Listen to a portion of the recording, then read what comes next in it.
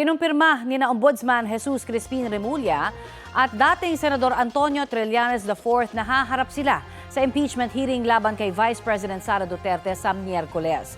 Tatalakayin ng House Justice Committee ang mga hindi umano maipaliwanag na yaman ng bise. Balitang hatid ni Jonathan Andal.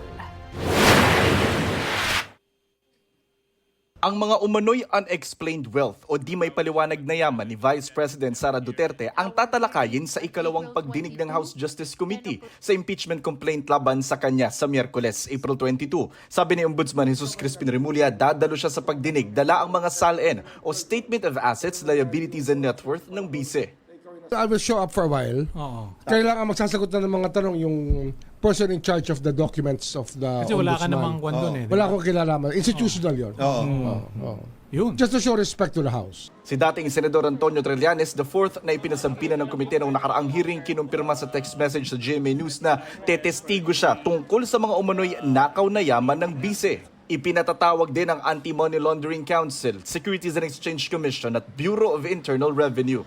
Pag na-establish sa mga bank accounts, sa financial documents, yung pong kaso on unexplained wealth, yung pong kaso on SALN violations, rising to a level of betrayal of public trust, mabubuo po namin sa darating pong pagdinig. Kapag lumusot ito sa Kamara at umakyat sa Senado, paano kaya ito isasabay ng mga senador sa kanilang trabahong gumawa ng batas? Paano kala ni Senate President Pro Tempore Ping Lacson gawin ang impeachment trial tuwing Lunes, Miyerkules at Biyernes simula alas 3 ng hapon? Tuwing Martes at Huwebes naman ang Senate session at tuwing umaga naman nila gagawin ang mga committee hearing. Halos kapareho ito ng naunang panukala ni Senate President Tito Soto. Pero para kay Soto, araw-araw ang impeachment trial, Lunes hanggang Biyernes alas 3 ng hapon. Ang lahat ng legislative duties, sabi ni Soto, Lunes hanggang Miyerkules alas 9 ng umaga hanggang alauna ng hapon.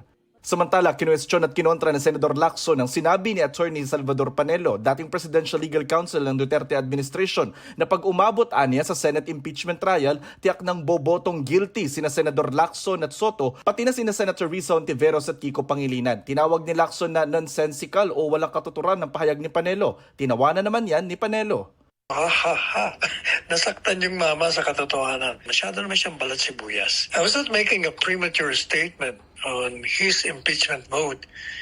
It was an opinion based on his demeanor as a senator. Jonathan Andal, nagbabalita para sa GMA News.